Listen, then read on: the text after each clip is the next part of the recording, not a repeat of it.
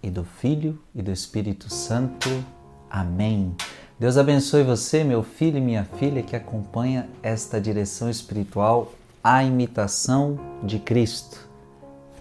Como tem sido maravilhoso o jeito que Deus tem nos tratado aqui, o jeito que Deus tem nos conduzido aqui. Estou no livro 1, capítulo 5, parágrafo 1. No vídeo anterior eu não consegui terminar esse parágrafo. Geralmente a gente faz um parágrafo, né? E eu não consegui. Fiquei só numa linha, né? Fiquei no vídeo passado nesta linha. Nas Sagradas Escrituras deve-se buscar a verdade, não belas palavras. O tanto que Deus nos falou no vídeo passado. Quando eu vou ler a Bíblia, eu tenho que querer buscar a verdade que é Jesus, e não só as coisas que me agradam, não só as coisas que me agradam. Toda escritura sagrada deve ser lida no espírito segundo o qual foi escrita. Nela devemos buscar mais a utilidade do que as sutilezas linguísticas. Devemos ler os livros simples e piedosos com a mesma disposição com que lemos livros profundos e sublimes. Não te deves deter na autoridade do escritor, no seu estilo medíocre ou burilado, que é só o amor à verdade te incite à leitura. Preocupa-te com o que se diz e não com quem o disse. Então, olha o que nós estamos lendo aqui. Toda a escritura sagrada deve ser lida no espírito segundo o qual foi escrita. É muito importante que eu entenda isso. Qual foi o espírito que a Sagrada Escritura foi escrita? Então nós vamos pegar uma carta de São Paulo. Qual é o espírito de São Paulo ao escrever? O que Deus estava dizendo àquela comunidade? O que Deus estava dizendo ao coração daquelas pessoas? É importante que hoje, quando eu ler a Bíblia, eu leia no mesmo espírito a qual ela foi escrita. Isso é muito importante. Porque se nós não fizermos isso, nós vamos mudar a palavra de Deus conforme a gente quer. Conforme o nosso agrado, conforme o nosso desejo. E é por isso que é tão importante o auxílio da igreja, porque a igreja nos ensina a ler as Sagradas Escrituras. O Sagrado Magistério nos ajuda a ler a palavra de Deus. Então eu tenho que ler a Bíblia no espírito que ela foi escrita. Então é muito importante que antes de ler a Bíblia você peça o Espírito Santo, para que o Espírito Santo te ajude nisso. Eu preciso ler a palavra de Deus no espírito em que ela foi escrita, porque senão eu mudo a palavra. E ninguém tem autoridade para mudar a palavra de Deus. Ninguém tem autoridade para mudar a palavra de Deus.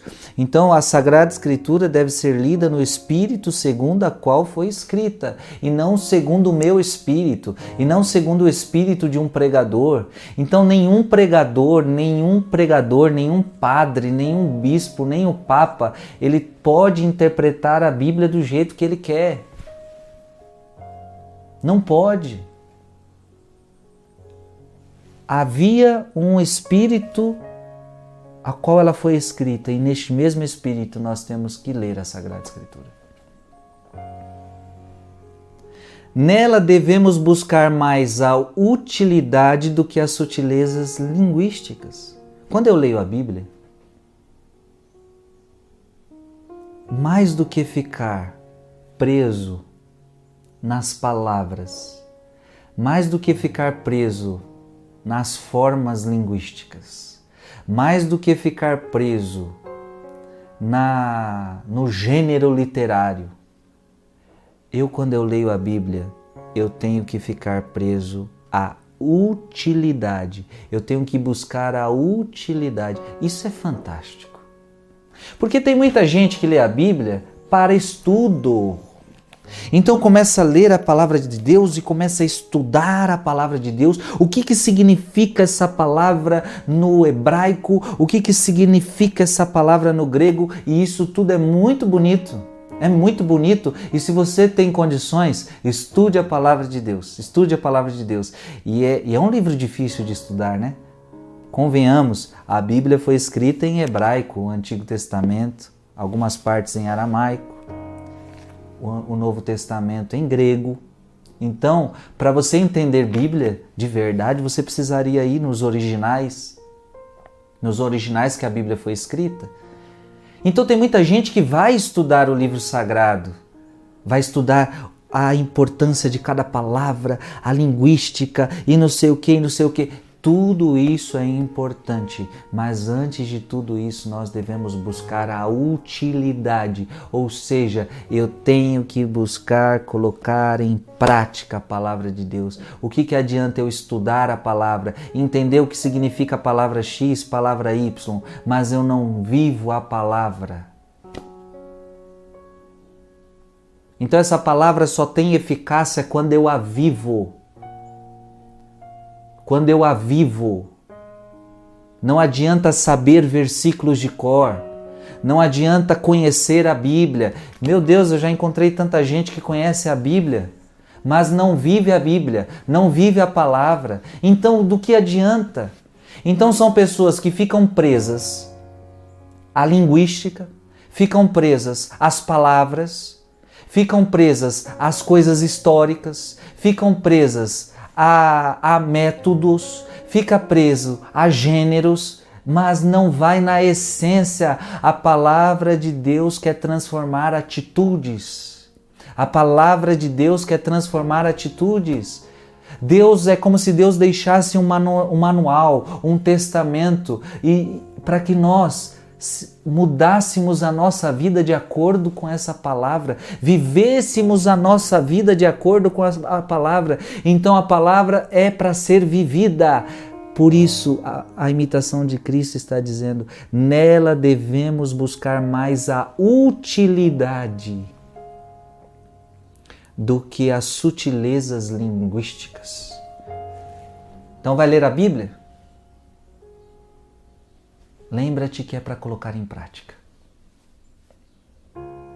Então a Bíblia vai dizer assim para você, você vai ler a Bíblia e aí você vai encontrar um versículo que vai dizer assim para você, não julgueis. Então, não é para você ficar estudando o que significa isso. Também pode estudar, tranquilo. Mas antes, lembra-te que é para você não julgar. E isso é simples de entender. A mentira, o pai da mentira é o diabo. Então, entende que o pai da mentira é o diabo. Então, na sua vida não pode ter mentira. Se alguém te bater numa face, oferece a outra. Então, pode estudar, estude, mas antes entenda que você precisa viver isso. Então, se alguém te humilhar, você não deve retribuir, você não deve se vingar. Então essa palavra é para ser vivida. Eu não devo me vingar das pessoas. Então se alguém me bateu, eu devo oferecer a outra face.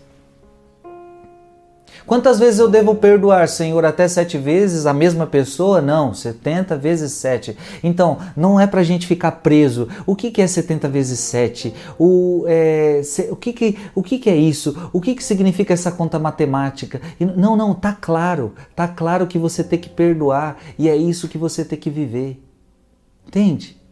Às vezes a gente fica tão preso às palavras, e não fazemos o essencial na Sagrada Escritura, que é viver a palavra. Repito, eu não estou dizendo para que a gente não estude, para que a gente não aprofunde, para que a gente não entenda o que significa todo o contexto, tudo que a palavra de Deus está querendo nos dizer. E é claro que até para mim viver eu preciso entender, mas o perigo é a gente nunca ir para a prática. Lermos a palavra de Deus e só ficarmos na teoria. Desculpa, a Bíblia não é um livro de teoria. A Bíblia não é um livro de português, de matemática, onde você lê, onde você aprende e aprendeu mais uma ciência. A Bíblia é um livro de santidade. A Bíblia é um livro de prática. E por isso eu dizia no vídeo anterior, se você não quer viver, então não tem por que ler a palavra de Deus. Devemos ler os livros simples e piedosos com a mesma disposição com que lemos os livros profundos e sublimes. Claro, na Bíblia eu não tenho que só ler aqueles livros que eu gosto, porque claro que tem livros que são mais gostosos de ler, claro que na Bíblia tem livros que nos soam mais profundos, mas tudo na Bíblia é importante, entenda isso, tudo na Bíblia é importante. Qualquer palavra, qualquer livro tem a sua importância, tem a sua dignidade como palavra de Deus. Então vai ler a Bíblia, entenda que tudo é importante. Antigo e Novo Testamento. Antigo e Novo Testamento. Cada livro do Antigo Testamento, cada livro do Novo Testamento é importante. Tudo é a palavra de Deus para nós. Tudo. Então eu não posso ler aquele como se aquele fosse mais. Esse daqui não. Não, tudo. Tudo é palavra de Deus. Não te deves deter na autoridade do escritor, no seu estilo medíocre e burilado. Então a imitação de Cristo está dizendo, cuidado para não ficar preso ao escritor, ao jeito que o escritor escreve. É nítido ver que a Sagrada Escritura, cada autor tem um jeito de escrever. E às vezes um jeito mais interessante que o outro, um estilo mais medíocre, eu até coloco assim, um estilo medíocre, o outro burilado. A Bíblia é cheia de estilos, a Bíblia é cheia de gêneros literários, mas eu não posso ficar detido nisso. O que Deus quer me dizer com tudo isso? Essa deve ser a pergunta. O que Deus quer me dizer com tudo isso? O que Deus está falando com a igreja, com esse jeito de escrever? O que Deus está me dizendo? Esta deve ser a minha preocupação. O que Deus está me dizendo? Ei, filho e filha, acordemos. A palavra de Deus é um livro que quer falar diretamente conosco, é Cristo falando conosco. Acordemos, Deus quer falar com você através da Escritura. Então não fiquemos presos à autoridade do escritor, mas que só o amor à verdade te incite à leitura. Isso, quando eu for ler a Bíblia, o amor à verdade deve ser o que me incita. Eu quero conhecer a verdade, eu quero conhecer a verdade. Na Bíblia está a verdade. A Bíblia contém a revelação que é Jesus Cristo. Eu quero conhecer a verdade de Jesus. Eu quero. Eu quero. Preocupa-te com o que se diz e não com quem o disse. Olha que interessante. Não devemos ficar presos aos autores. Tem livros na Bíblia que a gente não sabe nem quem escreveu. Não fica preocupado com quem escreveu, se foi Paulo, se foi Pedro, se foi esse, se foi aquele. Claro, se você vai descobrir, vai estudar, isso é bom, isso é importante, mas a nossa maior preocupação não deve ser essa, mas não com quem se diz. Preocupa-te com o que se diz e não com quem o disse. Então o mais importante não é quem disse, é o que está escrito. Tudo isso que nós estamos vendo, tudo isso que nós vimos na direção hoje, é para que você entenda que tudo que está aqui é muito precioso. É muito precioso. Esse deve ser o nosso livro de cabeceira. Este deve ser o livro que a gente medita noite e dia. E lembre-se, colocar em prática. Não adianta só ouvir a palavra de Deus. Não adianta só ler a palavra de Deus. É preciso colocar em prática. É preciso colocar em prática. E eu só vou conseguir entender o que está nesse livro se eu tiver amor à verdade. Amor à verdade. Por quê? Porque você vai estar vivendo na mentira, você vai estar vivendo no erro. Quando você se deparar com esse livro, você vai conhecer a verdade. Você vai conhecer a verdade. Aqui está toda a verdade. E aí você vai ter que estar disposto a renunciar àquilo que você crê, àquilo que você acredita. Você vai ter que renunciar à tua vida errada, às mentiras, para se ajustar à verdade que você está lendo. A verdade está aqui, a verdade está aqui, a verdade está aqui e não está em outro lugar. É por isso que a igreja prega a palavra de Deus. A sua vida inteira tem que se ajustar com a palavra. A sua vida inteira tem que se ajustar com a palavra. E todos os pontos da sua vida que não estiverem ajustados à palavra é porque você está vivendo na mentira. Você não está vivendo na verdade. Você tem que ter amor à verdade, amor à verdade.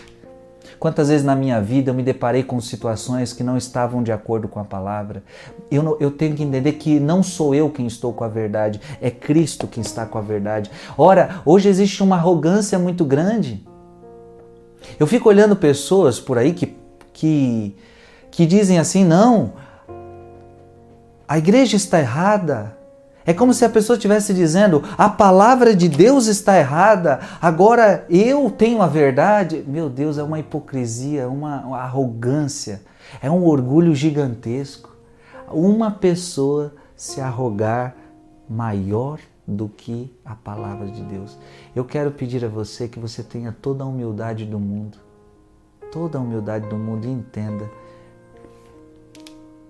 aqui é a palavra de Deus. E não existe ninguém que tenha uma palavra mais poderosa do que essa. E por mais que aqui tenha Paulo, Mateus, João, Lucas, Pedro, por mais que tenha esses autores, o mais importante não são os autores. O mais importante não é quem disse, quem escreveu, mas é o que está escrito. É palavra de vida eterna, é palavra de Cristo para nós. Vou ler aqui o que acabei de abrir, do nada. Se, portanto, ressuscitastes com Cristo, buscai as coisas lá do alto, onde Cristo está sentado à direita de Deus. Afeiçoai-vos às coisas lá de cima e não as da terra, porque estáis mortos e a vossa vida está escondida com Cristo em Deus. Quando Cristo vossa vida aparecer, então também vós apareceis com Ele na glória. Gente, é profundo demais. Isso aqui não é palavra de Paulo. Não, foi Paulo que escreveu? Foi. Aos Colossenses, capítulo 3, versículo 1, foi Paulo, mas não é palavra de Paulo, isso é palavra de Cristo, isso é palavra de vida eterna, e eu não tenho que ficar preocupado nas palavrinhas, nos meus estudozinhos, não, eu tenho que viver essa palavra, eu tenho que fazer com que essa palavra seja útil na minha vida. Então está dizendo aqui, buscai as coisas lá do alto, então eu tenho que deixar as coisas da terra, mas deixar as coisas da terra e buscar as coisas do alto. Afeiçoai-vos as coisas lá de cima e não as da terra. Olha isso. Então eu tenho que amar mais as coisas do céu do que as coisas da terra. É isso que a palavra de Deus está dizendo.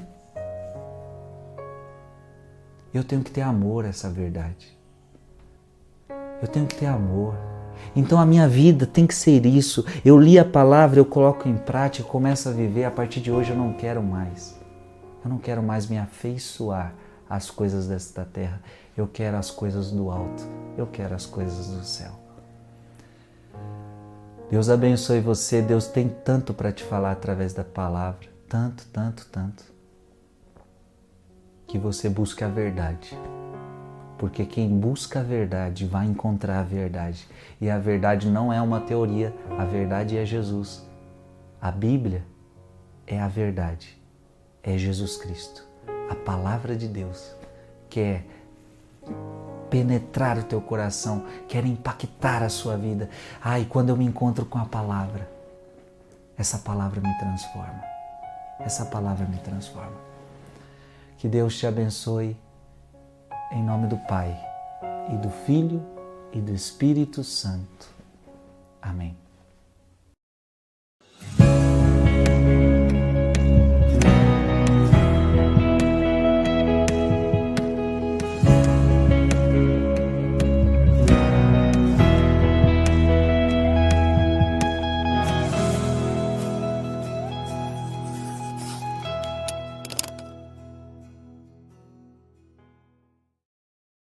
Filho e do Espírito Santo. Amém.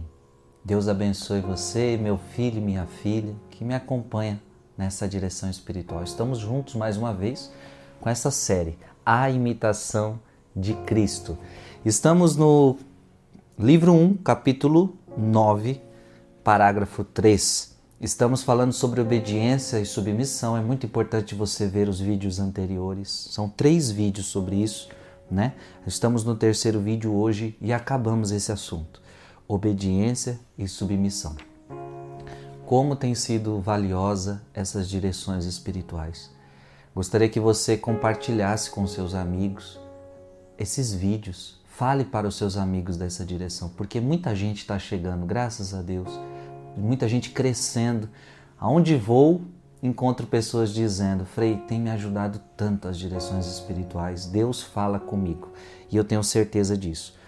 Vamos lá. Já ouvi dizer muitas vezes que é mais seguro escutar e receber conselho do que dá-lo. Pode ser que o ponto de vista de cada um seja justo, mas recusar-se a dar confiança aos outros quando a razão ou o assunto o exigem é sinal de orgulho e teimosia. Estamos falando sobre obediência. No primeiro vídeo, é muito importante que você veja os vídeos anteriores para entender todo esse capítulo.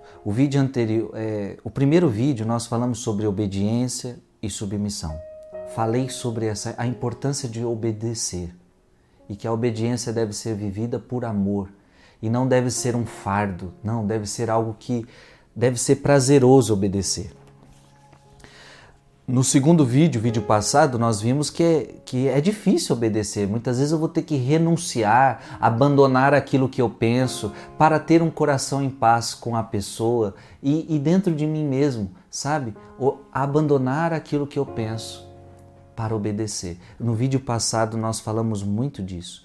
Nesse vídeo, sobre obediência, é importante que nós entendamos o quê? A imitação de Cristo está nos dando um conselho. Já ouvi dizer muitas vezes que é mais seguro escutar e receber conselho do que dá-lo. Sim, isso aqui é um pensamento muito sábio. É muito melhor você... Eu posso até mudar a palavra. É melhor você obedecer do que mandar. É muito mais seguro. E eu já falei disso em vídeos anteriores também. É muito melhor você escutar um conselho do que dar o conselho. Gente, a responsabilidade é muito maior quando a gente tem que dar esse conselho. Pode ser que o ponto de vista de cada um seja justo, mas recusar-se a dar confiança aos outros quando a razão ou o assunto o exigem é sinal de orgulho e teimosia.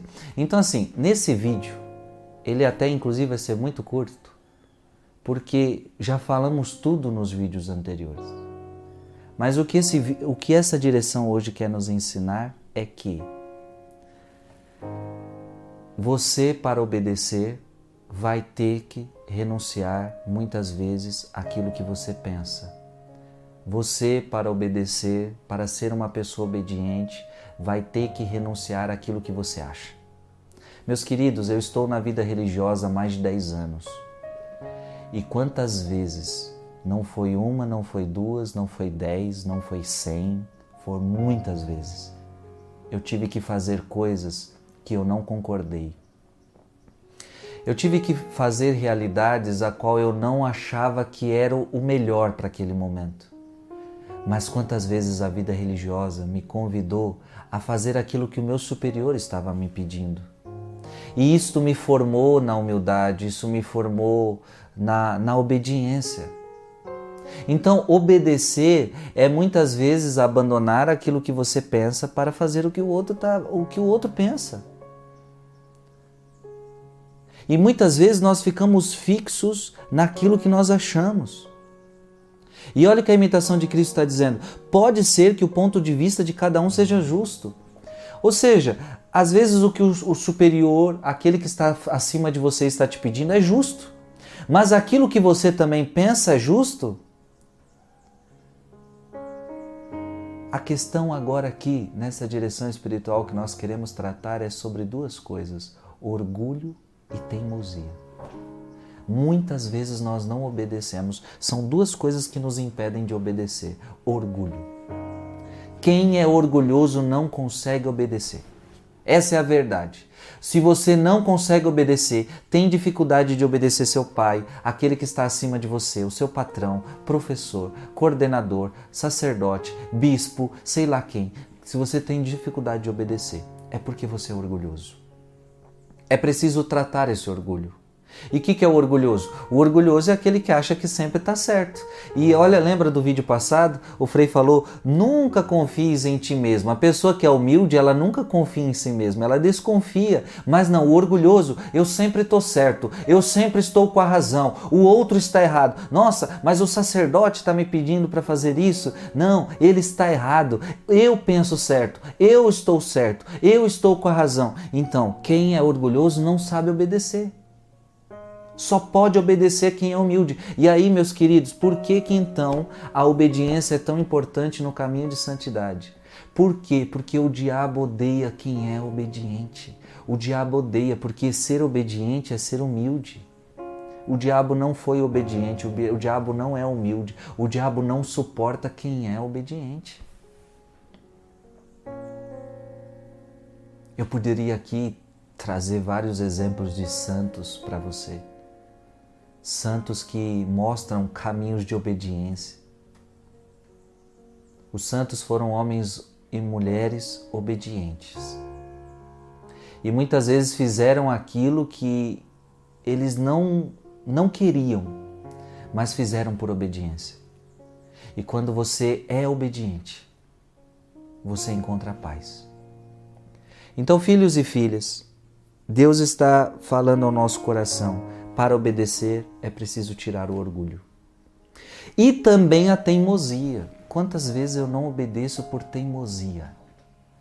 Não, eu penso assim, pronto e acabou e ninguém tira isso da minha cabeça, eu não vou obedecer, eu não vou fazer. Por quê? Porque você é teimoso, você é teimosa. Então não é nem porque o outro está pedindo algo absurdo para você. Às vezes não é nem absurdo, mas é porque você é tão teimoso, você é tão teimosa, que você não abre mão daquilo que você pensa. É teimosia. Meu Deus do céu, isso às vezes tem até dentro das nossas famílias, dentro das nossas casas. Somos orgulhosos e teimosos. Então, essas duas coisas têm que sair. Essas duas coisas são empecilhos para quem quer viver uma vida de obediência a Deus, à igreja, a todos aqueles que estão acima de nós. Eu preciso parar de ser orgulhoso e eu preciso parar de ser teimoso, de ficar com a cabeça fixa, de achar que eu não posso mudar de ideia, não posso mudar de opinião, não posso abandonar aquilo que eu penso para fazer o que o outro pensa. Gente, isso é sabedoria. É muitas vezes abandonar o que eu penso, abandonar o que eu acho para fazer o que o outro pensa, o que o outro acha. Filhos e filhas, isto que o Frei está pedindo para você é muito importante. Isso vai trazer grande crescimento à sua vida espiritual. Não seja orgulhoso, não seja teimoso, seja obediente, seja humilde. Com esse vídeo nós terminamos essa série, esses vídeos sobre obediência e submissão. Eu convido você a refletir muito sobre isso na sua vida, porque é de suma importância. E esse vídeo trouxe para nós essa grande realidade. Nós não podemos, como cristãos, sermos aquelas pessoas orgulhosas que sempre nos achamos com a razão E como cristãos não podemos ser teimosos. Temos sim que ser capazes de abandonar aquilo que pensamos para adequar-se ao que o outro está falando. Porque às vezes o que o outro está falando também é justo. Às vezes o que o outro está falando é melhor do que o que eu estou dizendo. Mas eu sou tão teimoso que eu fico falando, eu não abro mão do que eu penso. E isso estraga a gente. E isto faz com que nós não vivamos a obediência. Isto faz com que nós não tenhamos um coração em paz. Já ouvi dizer muitas vezes que é mais seguro escutar e receber conselho do que dá-lo.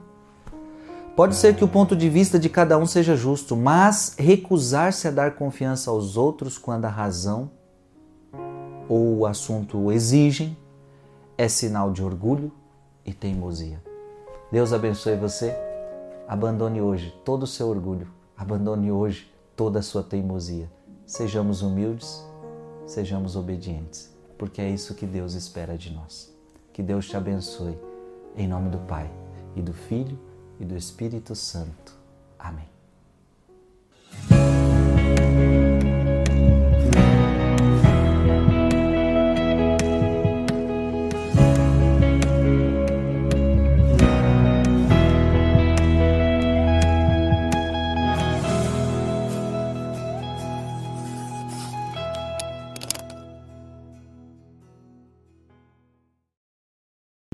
E do Espírito Santo. Amém. Que bom encontrar você, que bom estar com você mais uma vez.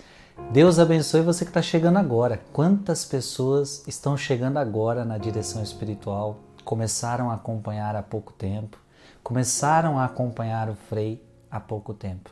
Que Deus te abençoe imensamente. Seja bem-vindo a este canal, que tem por objetivo fazer você crescer na sua intimidade com Deus, fazer você crescer na sua espiritualidade. Estamos aqui na direção espiritual séria, né? Essa direção espiritual a gente leva muito a sério, tanto eu quanto você, né? Temos crescido em Deus aqui. Estamos com o livro A Imitação de Cristo, conselhos que têm nos ajudado a imitar Cristo, a nos fazer crescer na espiritualidade. Estamos no livro 1, capítulo 16, parágrafo 2. Estamos no capítulo falando sobre suportar os defeitos dos outros. Você que não viu o vídeo passado, é muito importante você dar uma olhada no vídeo passado. Vamos lá, parágrafo 2. Se alguém não cede a um ou dois conselhos, não brigues com ele. Encomenda tudo a Deus, a fim de que seja feita a sua vontade. E encontre sua glória em todos os seus servos, ele que sabe transformar o mal em bem. Esta direção espiritual de hoje, ela vai ser muito importante para a sua vida. Todas são, né? Mas essa vai ser muito importante porque este assunto que nós estamos tratando, nós lidamos com ele todos os dias. Suportar os defeitos dos outros, né? Então no vídeo passado a gente já falou um pouco disso, mas hoje eu quero falar algo mais, nós vamos aprofundar. No vídeo passado nós dizemos que é preciso suportar os defeitos dos outros com paciência, né? Agora você pode me perguntar, Frei, mas eu tenho que suportar os defeitos dos outros a vida inteira? Eu tenho que ficar então suportando o defeito do meu marido? Eu tenho que ficar suportando, eu tenho que engolir e não falar nada? Então quer dizer que eu não posso mais corrigir, eu não posso mais falar, eu não posso mais dizer que aquilo está errado, então para ser de Deus eu tenho que só suportar e ter paciência e ter paciência? Preste atenção. Quando alguém erra, quando alguém tem algum defeito, quando alguém erra, também é caridade falar para a pessoa que ela errou, mostrar para ela que está errando. A correção, minha gente, também é algo, também é um ofício de amor. Corrigir alguém mostra que você ama esse alguém. Porque quando eu não estou preocupado com ele, tanto fez o que ele está fazendo ou deixando de fazer. Mas quando eu me preocupo com alguém, eu corrijo. A própria palavra de Deus diz que Deus nos corrige, porque qual o pai que não corrige os seus filhos, né? É importante a correção. É importante falar para o outro, olha, este defeito seu, ele me incomoda. Marido e mulher tem que ter isso. Este defeito seu, você precisa mudar. Corrigir as pessoas faz parte também. Mas olha o que a imitação de Cristo hoje está nos dizendo. E aqui está o ponto-chave. Se alguém não cede a um ou dois conselhos, ou seja, você falou uma vez, a pessoa não te deu ouvidos. Você falou outra vez, a pessoa também não se corrigiu, não se emendou. Aí a imitação de Cristo diz: não brigues com ela. Gente, aqui está um verdadeiro problema. Qual é o nosso problema? A gente, quando se depara com um defeito de alguém, a gente não tem paciência. Então a primeira coisa que nós queremos fazer é mudar essa pessoa. E vamos dizer, beleza, você quer corrigir essa pessoa, você quer que ela não tenha mais esse defeito, isso é ótimo. Então você vai falar uma vez, olha meu irmão, olha, está acontecendo isso, você precisa melhorar isso, tal. O problema nosso qual é? A gente fala uma vez, a gente fala outra vez, e se a pessoa não nos der ouvido, o que a gente faz? Aí começa o diabo a entrar. Nós começamos a brigar com a pessoa. Gente, é isso que acontece. É isso que acontece nas nossas famílias, é isso que acontece nas nossas casas, é isso que acontece na nossa paróquia, é isso que acontece no trabalho.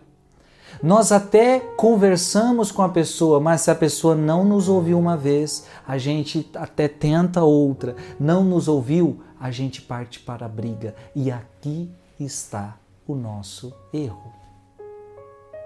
Você sempre vai se deparar com os defeitos dos outros. Uma coisa você precisa entender: ninguém é perfeito. A única criatura perfeita que desceu a esta terra é Jesus Cristo, obviamente, que não tinha pecado nenhum, e a Virgem Maria. Fora esses dois que pisaram nessa terra, todos têm defeitos.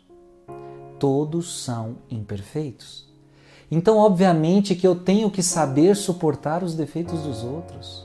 Obviamente que eu vou encontrar pessoas com defeitos, obviamente que eu moro com pessoas que têm defeitos e obviamente eu também tenho defeitos. Então o que nós temos que fazer? A pessoa tem um defeito e isso me chateou, e isso me incomoda. Então converse com a pessoa, pode conversar, você vai conversar. Conversa uma, conversa duas, só que se a pessoa não cede, se a pessoa não muda,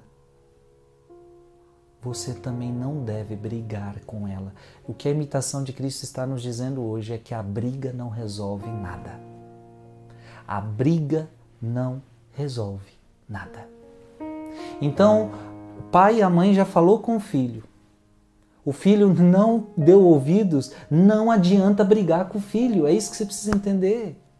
A mulher já falou para o marido não se emendou, não adianta brigar. Gente, eu tentei no vídeo passado esclarecer que defeito aqui que nós estamos falando não é pecado.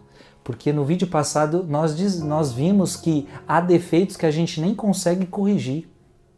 E eu disse a você, não, pecado sempre é possível se converter, sempre é possível mudar. Nós estamos falando aqui de defeitos. Por exemplo, o defeito de falar demais. O defeito de falar muito alto. O marido, ele tem aquele defeito, famoso defeito, mulher, de colocar a roupa molhada em cima da cama e você não suporta o defeito dele. E aí você já falou uma vez, você já falou outra vez e ele continua não cedendo, ele continua deixando a toalha molhada em cima da cama. Aí o que depois disso acontece? Começa a brigar por causa da toalha em cima da cama. Eis o erro. É quando a gente, por causa do defeito de alguém, claro que é um defeito, claro que ele deveria se emendar, mas eu não devo brigar com alguém porque ele não se emendou, não quis se emendar, não entendeu que tem que se emendar, não te deu ouvidos. A briga não resolve. A briga é diabólica. Então, o que eu tenho que fazer quando eu falei e ele não se emendou? Você tem que ter paciência. É o vídeo passado. Eu tenho que ter paciência. E a paciência é saber esperar, é saber suportar os defeitos desta pessoa, até que ela se emende.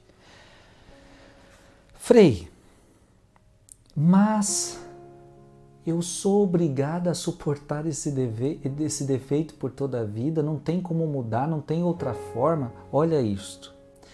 Você já falou com ela, ela não se emenda, não brigue com ela, não brigue com ela. Esta é a norma, esta é a lei. Não brigue com ela, não resolve. Brigar só vai piorar. Brigar é diabólico. Brigar é diabólico. O que você tem que fazer? Encomenda tudo a Deus, a fim de que seja feita a sua vontade. Então, tem um defeito em alguém que te incomoda muito, encomenda a Deus, oferece a Deus. Fala, Deus, eu te ofereço que a tua vontade se cumpra, que a sua vontade se faça. Então, marido e mulher casaram e, às vezes, até no casamento que foi descobrindo os defeitos, né? Foi descobrindo os defeitos dos outros e tem que suportar. Isso é casamento. Uma família tem que suportar os defeitos uns dos outros. Isso é casamento, isso é família. No teu trabalho você tem que suportar os defeitos das pessoas que ali estão. Faz parte. Encomenda então tudo a Deus e encontre sua glória em todos os seus servos. E olha que fantástico. Ele que sabe transformar o mal em bem. Aí você pode estar falando, mas isso não resolve? Encomendar a Deus? Oferecer a Deus? Se brigar não resolve, ter paciência e ficar suportando também não resolve. Resolve. Eu quero que você entenda que brigar não resolve, ter paciência resolve. Então, quando você tem paciência, você vai entregar aquela situação a Deus. Você vai entregar aquela pessoa a Deus. Você vai entregar aquela situação a Deus. Por quê? Porque Deus é capaz de tirar do mal um bem. Foi o que nós acabamos de ler. Ele que sabe transformar o mal em bem. Ou seja, se você oferece a Deus, se você não briga, Deus é capaz de fazer com que aquele mal se transforme em bem. Isso é possível. Isso é possível. E assim nós resolvemos os problemas. A palavra de Deus diz algo que nós precisamos entender. Vence o mal com o bem. Vence o mal com o bem. E não o mal com o mal. A pessoa tem um defeito. E aí você querendo corrigir, você briga com ela. Então você está querendo vencer o mal com o mal. O mal com o mal não vence. O mal com o mal dá mal. Mal mais mal é igual a mal. Agora, se a pessoa vem com um defeito, a pessoa vem com o mal, se você você tenta vencer pelo bem, aí sim, este mal, ele pode se transformar em bem, porque Deus é capaz de fazer isso.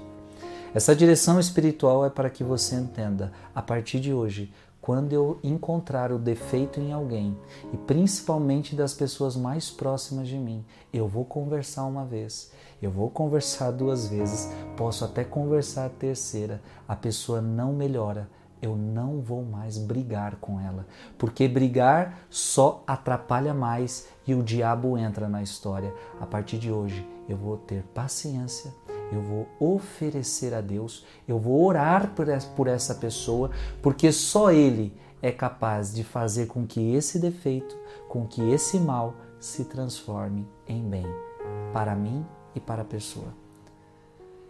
Lembra que o defeito dela pode ser usado como bem para santificar você. Olha isso. Então Deus pode estar se utilizando para que aquele defeito traga para você paciência, com que aquele defeito te torne uma pessoa mais santa. Olha o que estamos vendo. De um mal, de um defeito, está vindo um bem maior para a sua vida. Que Deus abençoe você, que você tenha entendido essa direção espiritual de hoje. Nos encontramos no próximo vídeo. Alegria estar com você. Que Deus te abençoe. Em nome do Pai, e do Filho, e do Espírito Santo. Amém.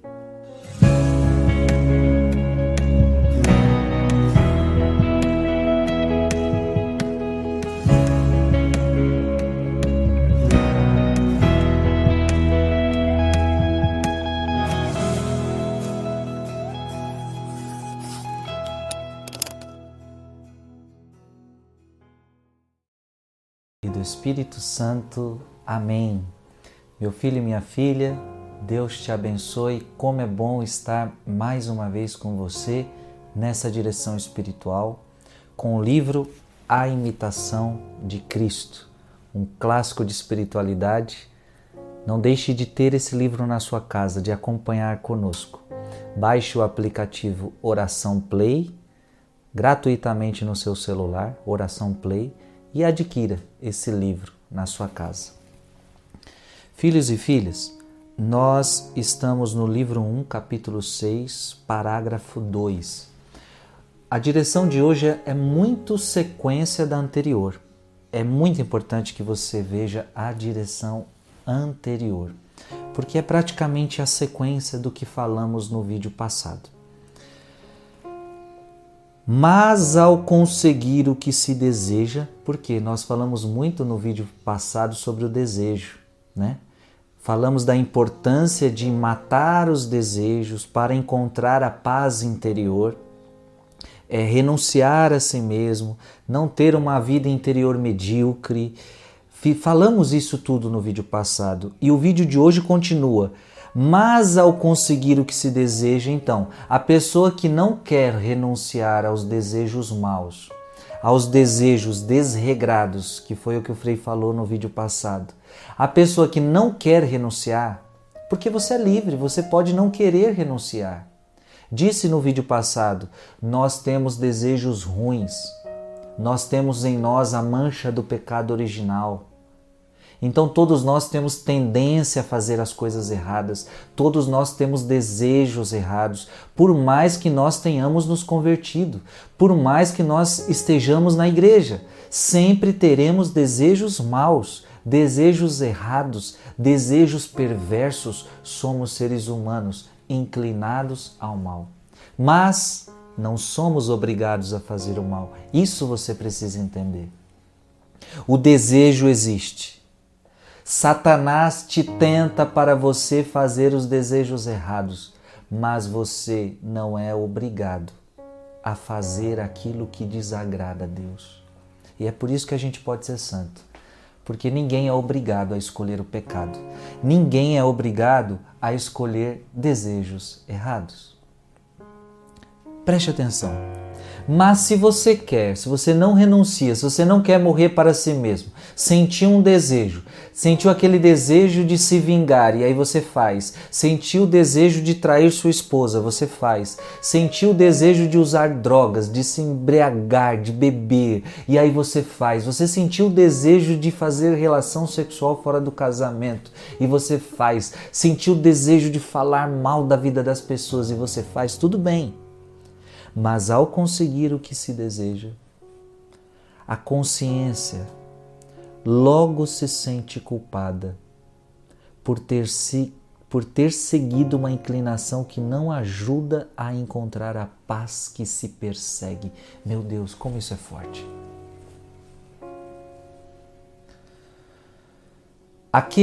Eu vou dar um exemplo. Aqueles que estão neste pecado vão entender o que eu digo e é um bom exemplo para dar aqui. A pessoa, ela tem o vício da masturbação. Ela sente esse desejo carnal. Você sabe que a masturbação não agrada a Deus? segundo o catecismo da igreja, é um pecado grave. Pecado grave, não é um pecado leve, é um pecado grave. Então, você começa a sentir aquele desejo de se masturbar. Quando você consegue o que você deseja, quando você se masturba, mesmo sabendo que desagrada a Deus, a consciência logo se sente culpada. É ou não é? A pessoa se masturbou, mas ela tem consciência da palavra de Deus e logo que ela se masturba, ela se sente culpada. Por que a consciência te acusa? Segundo o catecismo da igreja, a consciência é a voz de Deus. Meu irmão, minha irmã, não tem para onde fugir. A sua consciência vai sempre te acusar quando você faz coisa errada. Eu estou dando o exemplo da masturbação, mas poderia dar outros exemplos. Como, por exemplo, se vingar. Você se vingou de alguém, mas depois que você se vingou, você se sentiu culpado. Você foi traída e aí você quis se vingar, você traiu também, mas depois que você traiu, você se culpou. Porque a tua consciência, ela te culpa. Ela fala, ei, você cometeu algo que desagrada a Deus. Então a consciência logo se sente culpada por ter seguido uma inclinação que não ajuda a encontrar a paz que persegue. Então a pessoa, dando vazão àquele desejo errado, aquele desejo que não agrada a Deus, o próximo passo é a culpa, o próximo passo é a falta de paz no coração. Então eu pergunto, o que adiantou? É o que Jesus fala, o que adianta você ganhar o mundo inteiro e vir a perder a vida eterna? Aliás, nesta vida já perder a paz. O que adianta? O que adianta encher a cara e depois vir aquele sentimento de culpa? O que eu fiz? E aí não ter paz? O que adianta? Filho e filha, hoje Deus está falando com você. O que adianta você estar vivendo essa vida errada, vivendo essa vida de desejos que você sabe que não agrada a Deus? O que você está vivendo que não agrada a Deus? Eu não sei com quem eu estou falando. Você precisa se examinar e ser sincero com você mesmo e ver o que na tua vida você sabe que não agrada a Deus. Relacionamentos errados, desejos errados, formas erradas de se viver. Porque desse jeito você não vai encontrar a paz. Não vai encontrar a paz. Então a pessoa que está no pecado, ela se culpa. Por que também? Porque do outro lado tem o diabo. Eu falei que a consciência é a voz de Deus. Não é que a consciência te culpa. A consciência, ela te mostra que você não agradou a Deus. A consciência, ela te mostra que você não está vivendo na verdade, mas você está vivendo na mentira. Mas aí vem o diabo, e aí sim, o diabo te culpa. Além do diabo te tentar, te provocar a fazer aquilo, mas depois que você caiu no pecado, foi você que caiu, não foi o diabo que pecou. É interessante você entender isso. O diabo te mostra o pecado, o diabo te tenta para o pecado, mas depois que você caiu, não foi o diabo que fez. E aí depois o diabo aparece de novo para te culpar e tirar a sua paz. Que graça que ao menos Deus, ele é tão bom, Deus é tão misericordioso que mesmo depois de a gente ter cometido um pecado, mesmo depois de a gente se sentir culpado, o diabo veio e nos culpa, a gente perde a paz, aí Deus vem e fala, eu posso perdoar os seus pecados. E aí nós temos o sacramento da confissão. E agora eu quero te dar essa boa notícia, nós temos o sacramento da confissão. Olha que lindo, gente. O sacramento da confissão é o contraste. Você caiu no desejo errado. A consciência te acusa. Você perde a paz. É assim que o pecado faz. E aí você, em vez de se culpar e falar eu não presto para nada, eu sou horrível, eu vou viver nessa vida medíocre mesmo, porque eu não presto para servir a Deus. Não, em vez de você fazer isso, em vez de você se culpar, de se condenar, porque Deus não te culpa, Deus não te condena, você vai falar, Deus, eu me arrependo dos meus pecados. E aí você vai procurar o sacramento da confissão. E aí você, com humildade, você vai dizer: Padre, eu pequei por minha culpa, minha tão grande culpa. Não foi culpa de ninguém que eu pequei. Não foi culpa do diabo. Não foi culpa dos meus irmãos. Foi por minha culpa, minha tão grande culpa. Eu pequei. Eu pequei por pensamentos, eu pequei por palavras, eu pequei por atos, eu pequei por omissões. Por minha culpa, minha tão grande culpa. Eu peço perdão. Eu não quero mais cometer esses atos, Padre. Eu me masturbei. Eu fofoquei. Eu guardei mágoa no coração. Eu tive relação sexual fora do casamento. Eu estou vivendo adultério, Padre. Eu roubei. Pronto, não importa qual é o seu pecado. Você vai com arrependimento confessar e o Padre vai dizer a você: eu te absolvo dos teus pecados. Em nome do Pai, do Filho e do Espírito Santo. Amém. E aí ele vai dizer para você: vai em paz. Olha que lindo. Deus é capaz de restituir a paz que o pecado te tirou. E o sacramento da confissão está à nossa disposição. Hoje mesmo, deixa Deus tocar teu coração. Muita gente que está me escutando está precisando de uma boa confissão. Ah, se eu pudesse agora confessar você. Ah, se eu pudesse agora estar diante de você, diante de tantos corações que estão arrependidos agora e falar: filho e filha, se confesse, eu estou aqui para atender sua confissão. Ah, se eu pudesse, eu não posso. Eu estou atrás de uma tela de celular, atrás de uma tela de computador, mas eu sei que perto de você existe um sacerdote, a qual você pode... E lembra, não importa se é o Frei Gilson, não importa se é um outro sacerdote, na confissão você está diante de Jesus. Se eu estivesse diante de você agora para te confessar, você diria: nossa, eu queria muito confessar com o Frei Gilson. Não importa se é Frei Gilson, se é o padre velhinho, se é aquele padre, não importa. Quando na confissão não é Frei Gilson, na confissão é Jesus Cristo. Então não importa que padre que é, eu quero só estar diante de Jesus para pedir perdão aos meus pecados e retornar a paz ao meu coração. Resistir ao impulso do mal propicia a verdadeira paz do coração. Então não é fazendo o que os teus desejos pedem que você vai encontrar paz, muito pelo contrário, é renunciando aos maus desejos que você vai encontrar a verdadeira paz. E não nos permite ser escravos dele. Não podemos ser escravos dos nossos desejos. Não podemos. Então tem muita gente escravo da bebida, tem muita gente escravo da droga, tem muita gente escravo do cigarro. Ah, eu não sou escravo do cigarro não. Então para de fumar, não consegue, porque é escravo. É preciso que a gente tenha ao menos humildade de reconhecer as nossas escravidões. Aquilo que você não consegue deixar, você é escravo. Tem gente que é escrava até de um café, não consegue deixar de tomar café. Não tenho nada contra você tomar café. Mas até de café tem gente que é escravo, não consegue ficar sem tomar café. Dá dor de cabeça, dá isso, dá aquilo, porque você agora é escravo. Você deixou o teu corpo acostumado a isso. Se até um café pode nos escravizar, você imagina um cigarro, você imagina uma bebida, você imagina um sexo, você imagina a língua, você imagina os outros pecados que são maiores. Se até coisas pequenas nos escravizam, se até coisas pequenas. Se eu fosse você, eu não deixaria nenhum café me escravizar. Nenhum café. Repito, não estou falando que é pecado tomar café, você está me entendendo. Mas o ser humano não foi feito para ser escravo de coisas ou pessoas. O ser humano foi criado para ser escravo de Deus e de ninguém mais.